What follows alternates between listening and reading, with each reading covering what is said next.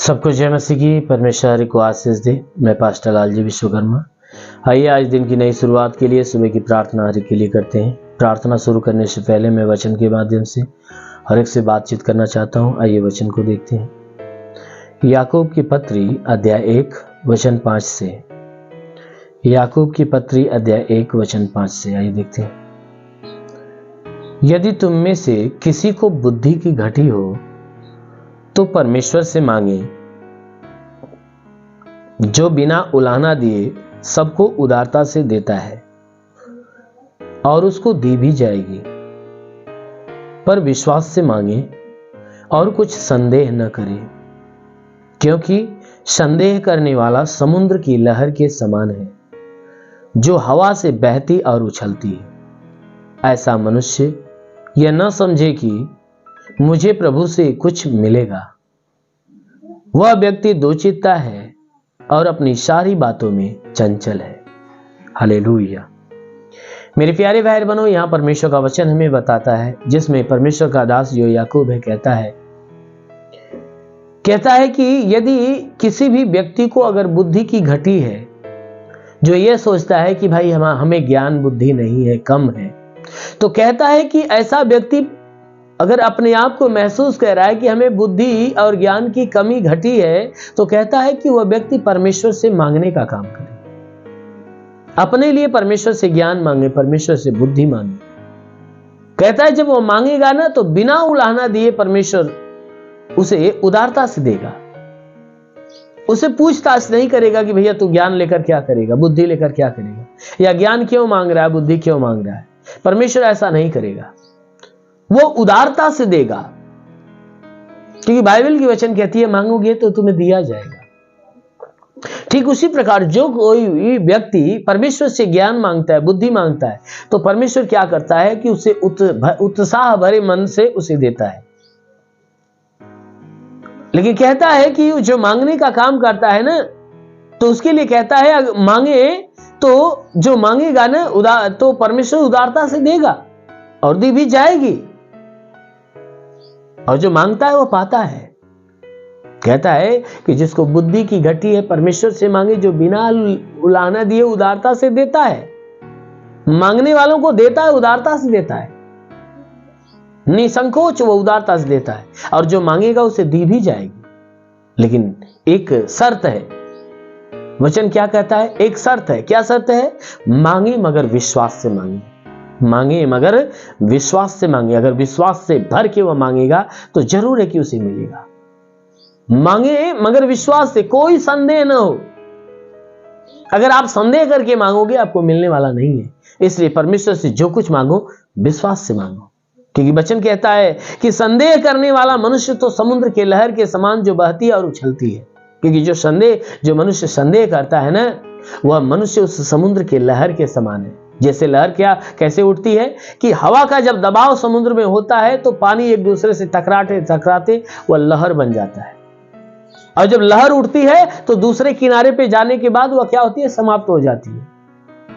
लहर उठती है, एक किनारे से उठती है, दूसरे किनारे पे समाप्त हो जाती है। ठीक उसी प्रकार जो संदेह से भरा हुआ जिसका विश्वास होगा ना, विश्वास उठेगा लेकिन समाप्त हो जाएगा, बना नहीं रहेगा। इसलिए जो कुछ मांगते हो ना, विश्वास में भर के मांगो, तो वह परमेश्वर बिना उलाहना दिए आपको उदारता से देगा, क्योंकि वह देता है। क्योंकि वचन आगे कहता है कि जो व्यक्ति संदेह करने वाला होता है ना, तो उसके लिए वचन कहता है कि ऐसा जो संदेह करने वाला व्यक्ति है वह न समझे कि मुझे प्रभु की ओर से कुछ मिलेगा। संदेह करने वाला व्यक्ति हमें कहता है, जो संदेह करने वाला व्यक्ति है वो अपने आप में सोच ले कि भैया प्रभु की ओर से कुछ मिलने वाला नहीं है। क्यों? क्योंकि संदेह क्या करता है? फल को रोक देता है, फल पाने नहीं देता है, क्योंकि विश्वास उसका खत्म हो जाता है, और विश्वास के खत्म हो जाने से कुछ मिलता नहीं है। इसलिए जो कुछ मिलता है वह विश्वास के द्वारा ही मिलता है। इसलिए वचन कहता है कि जो व्यक्ति संदेह करने वाला है ना, वह समझे कि मुझे प्रभु से कुछ नहीं मिलेगा। क्यों? क्योंकि वह जो व्यक्ति जो संदेह करने वाला होता है, वह व्यक्ति तो दुचित्ता होता है और अपनी सारी बातों में चंचल होता है। वह व्यक्ति दुचित्ता होता है, और अपने सारी बात में चंचल होता है, यानी एक बात पे अड़ा नहीं होता है। वो अपने मन का दो चित्ता होता है। अभी उसके मन में कुछ और बातें उठेगी तो फिर थोड़ा देर के बाद कुछ और बातें उठेगी, और उसका दिमाग अभी कुछ और करने के लिए कहेगा तो थोड़ा देर के बाद कुछ और करने के लिए कहेगा। इसलिए वचन कहता है कि ऐसा व्यक्ति दो चित्ता होता है, एक चित्त का नहीं, एक मन रखने वाला, एक बात पर चलने वाला नहीं, वो कई बातों पे चलने वाला, वो चंचल होता है। अभी ये कर रहा है तो कभी कुछ और करेगा। इसलिए मेरे प्यारे भाई बहन, आप अपने अंदर संदेह मत रखिएगा। बिंदास आपको अगर ज्ञान की घटी है, बुद्धि की घटी, किसी भी चीज की घटी है तो आप परमेश्वर से मांगो। क्यों? क्योंकि सब कुछ का करता धरता वही है, सब कुछ का दाता वही है। अवश्य कि आपको देगा, और देगा तो बिना जांचे परखे आपको देगा। इसलिए जो कुछ मांगो आप विश्वास से मांगो। जरूर है कि वो परमेश्वर का अनुग्रह, परमेश्वर की आशीष आपके जीवन में उतरेगी। आमीन, हालेलुया। इसलिए आइए आंखों को बंद करिए, पूरे विश्वास से भर जाइए। मैं आप सभी के लिए प्रार्थना करने जा रहा हूं। इस सुबह की प्रार्थना के द्वारा प्रभु आपको आशीष देगा।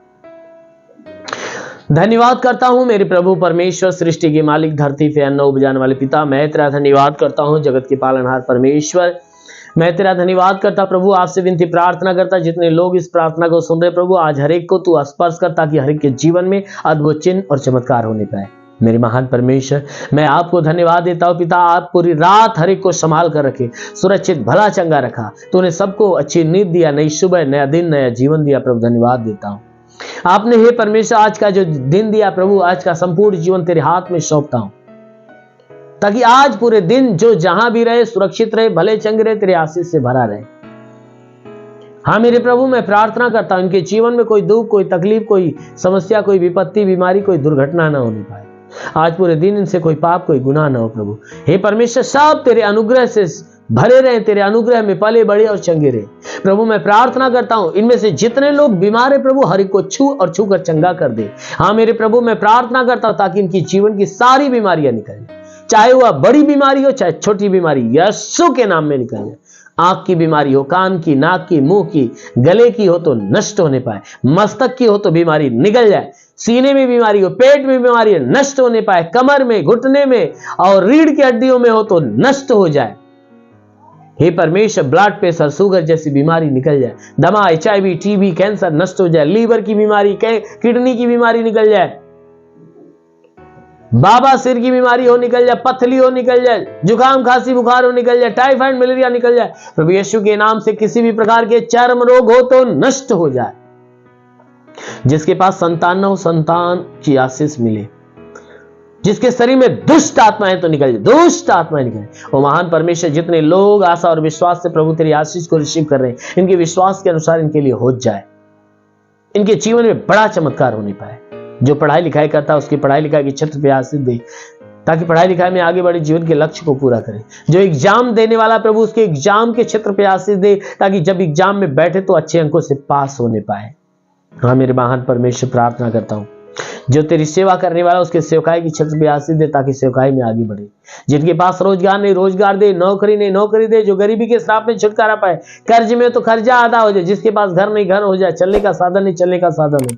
हर एक के जीवन में अद्भुत चमत्कार होने पाए। तो महान परमेश्वर, मैं प्रार्थना करता अपने आकाश का झरोखा खोल प्रभु, और हर एक के जीवन में आशीष की बारिश होने दे, हर एक के घरों में होने दे, हर एक के परिवार में होने दे, ताकि जितने विश्वास से इस आशीष को रिसीव कर रहे हैं उनके जीवन में सब कुछ नया नया होने पाए प्रभु। हाँ मेरे प्रभु, मैं प्रार्थना करता हूं ये आशीष आज इनके जीवन में फलवंत हो जाए और इनके जीवन में नया फल उत्पन्न करे। हाँ मेरे महान पिता, तेरा साथ हर एक के साथ, तेरा हाथ हर एक के सर पे बना रहे, अनुग्रह शांति से भर दे प्रभु, यीशु के नाम में मांगते हैं, आमीन। परमेश्वर हर एक को आशीष दे। गॉड।